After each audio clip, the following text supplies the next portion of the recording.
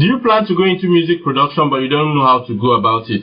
If it has always been your passion to become a music producer, then you need to follow my videos. Don't forget to subscribe if you love my content. Let's quickly go into the content of today's video without wasting time. Alright, today we're going to be looking at the 5 most important features of the DAW called Fruity Loops. Like I said in the last lesson, we have the first is our step sequencer. This is it right here. You have the step sequencer right here. Now the step sequencer contains channels for different musical instruments. Now you have the kick drum here, the clap, the hi-hat, the snare on the step sequencer. And on this step sequencer, you can easily drop notes. And these notes can be used to create a track. Each pattern is called a track. And these tracks are sent finally to make a full song.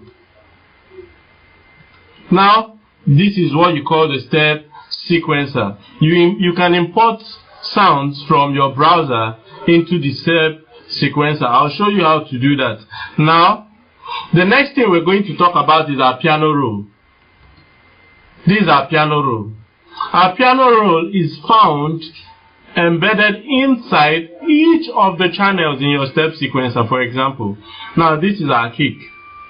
You see our piano roll is written here, showing that the kick can be placed on a piano roll to contain or to direct the way your reading goes. I'll open it again. Now this is for your kick drum. This is for your kick drum. Then the next thing that we want to see is our browser.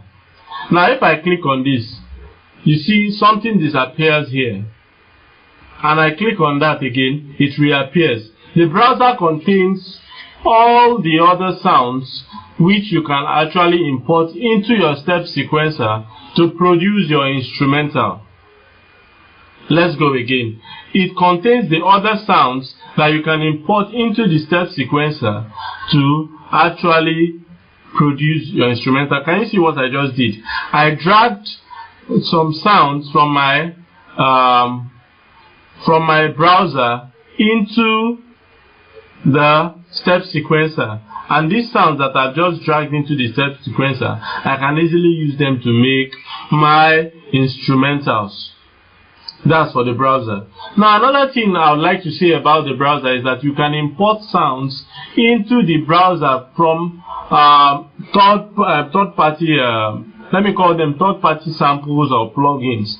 So you can get samples online and add them to your browser, meaning that the traditional sounds that came with your Fruity Loops software might not be good enough for you as a producer. So you can go online, get new samples and bring them into your browser, which you can then use on the step sequencer. So let's say our step sequencer is like our quarry, where we make the blocks, we make our designs, then we know we are going to move them from that step sequencer or from the quarry to the final site where everything is put together. Now we move on to the final site, and we call this the automation. Now the final site, like I said, is that particular, we call it playlist. It's our playlist, automation playlist, where you have everything from each track placed there. So you take from your step sequencer pattern 1, whatever you placed here, you put it under track 1. You can have track 2 here. You see, I use this to change the pattern. We'll be getting into that soon in our 3rd lesson. So whatever is placed in pattern 2 will be placed there in track 2. If you have track 3, you can do likewise. So that is for your automation, or sorry, your playlist. Now with that, you put everything there. Now the next is your mixer. this is what your mixer looks like. This is your mixer here. We use the master track for mastering all the sounds that you're going to put together on the playlist. Then you have insert, and all that here. Now, for the inserts, all you do is that you place individual instruments on each of these tracks on the mixer. What this actually helps you do is to add effects. Is to help you add effects to your instruments, whether VST or traditional Fruity Loops samples. So with this, you can mix and master your tracks. So you know what I'm going to do now? This is just a new window. I'm going to open a track or a project I've already done. So we'll see each of these things in detail. Alright, let me start with, let me say this.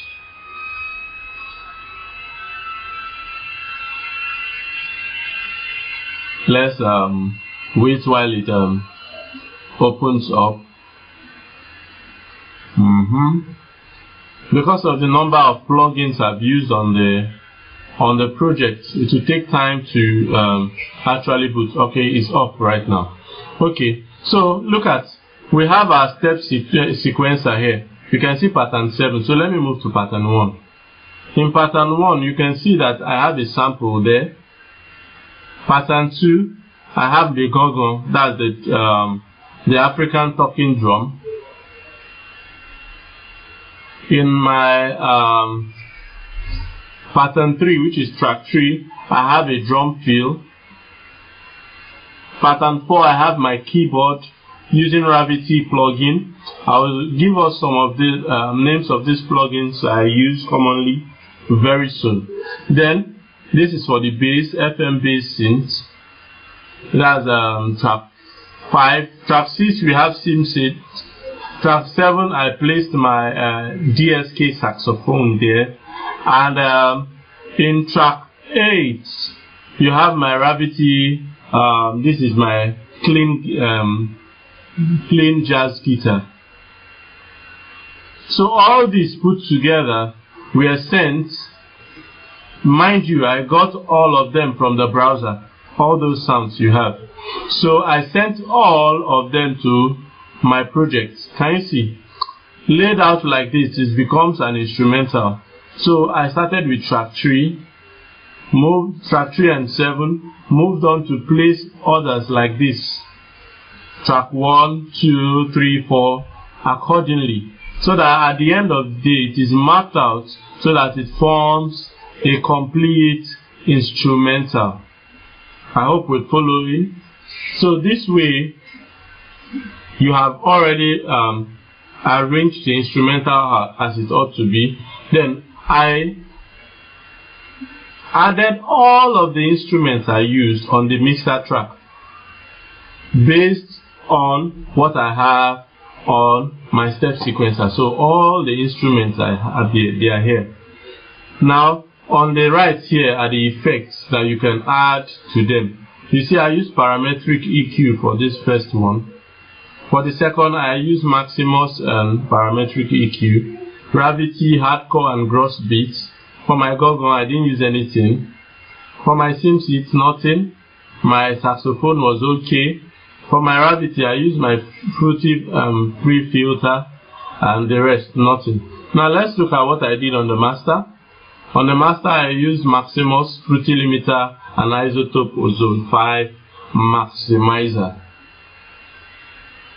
So that's basically the 5 most important components. We'll be talking about the transport bar and the rest. These ones are easy to use.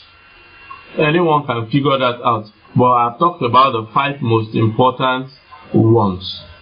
Alright, so I would like us to hear what the project sounds like in a couple of minutes.